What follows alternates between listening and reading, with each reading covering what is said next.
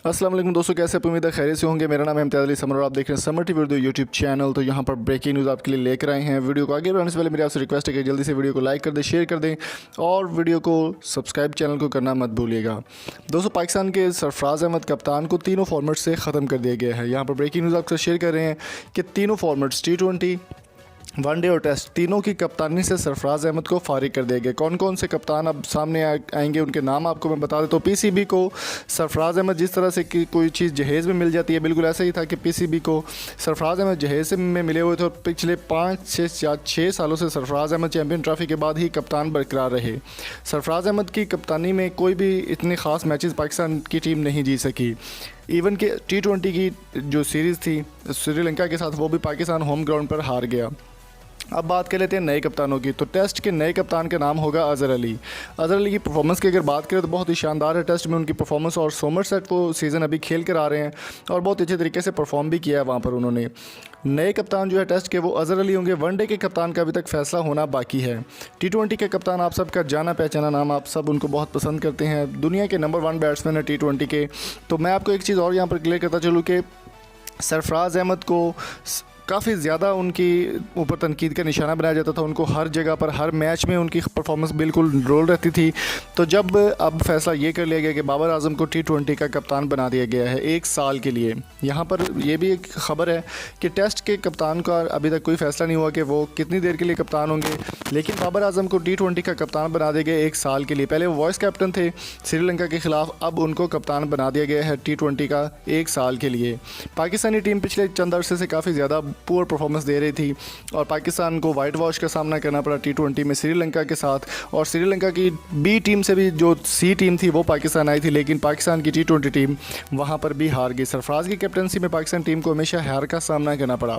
अब बात कर लेते हैं जी पाकिस्तानी परफॉर्मेंस की, जो कि श्रीलंका के ख़िलाफ़ कैसी रही। उमर अकमल को शानदार वापसी का मौका मिला, लेकिन उमर अकमल ने अपना रिकॉर्ड बरकरार रखा और दोनों बार ही 0 पर आउट हो गए, पहली बॉल पर ही आउट हो गए। अब फैसला ये हुआ कि इमरान खान, पाकिस्तान के प्राइम मिनिस्टर, जो कि ख़ुद एक क्रिकेटर रह चुके हैं, उनके फैसले के मुताबिक सरफराज अहमद को कैप्टनसी से हटा दिया गया है। सरफराज अहमद की कैप्टनसी ख़त्म होने की मेन वजह यही है कि उनकी ख़ास परफॉर्मेंस जो है वो नहीं रही।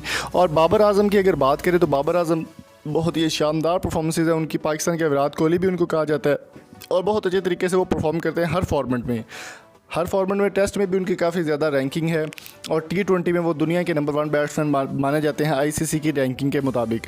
बाबर आजम को T20 का कप्तान 1 साल के लिए बना दिया गया, लेकिन सरफराज अहमद को जो है वो तीनों फॉर्मेट्स में से रिमूव कर दिया गया है। अब बात कर लेते हैं वनडे की।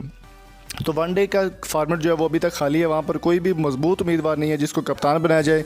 मोहम्मद हफीज़ का नाम सुनने में आया था और शादाब खान का नाम सुनने में आया था, लेकिन शादाब खान जो है वो वनडे क्रिकेट से उनका ज़्यादा ताल्लुक़ नहीं है। हफीज़ काफ़ी अच्छी परफॉर्मेंस खेल चुके हैं, लेकिन हफीज़ का भी फैसला होना अभी तक बाकी है।